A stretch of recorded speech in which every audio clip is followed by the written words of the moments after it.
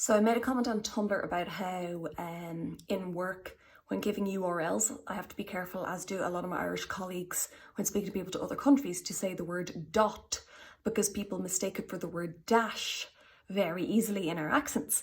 The person wondered how that would work.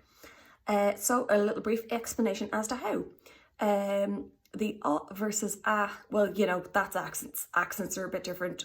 That sound can be pronounced very differently in different accents anyway. The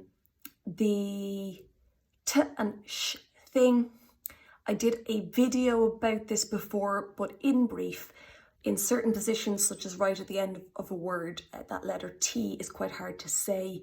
And in Ireland, the way that people cope with it being there at the end of the word is to turn it into, instead of it being a stop, a T is a stop, the air is completely blocked from your mouth and then explodes out when you make the sound. We would do it as a type of a fricative, which is a narrowing of the airflow through the mouth to make the sound like that.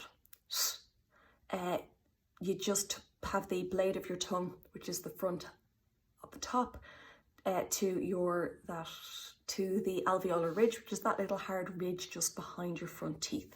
And you don't close that gap, you narrow it, and it makes that sort of sound. It's not actually the same as a shh, it's made differently, but it sounds broadly similar to it. And that's why when I say go to whatever.com, they hear dot, and the closest thing they know to that is dash, because it's an unfamiliar accent, and in the unfamiliar accents, the vowels could sound like anything, but you can go by the consonants.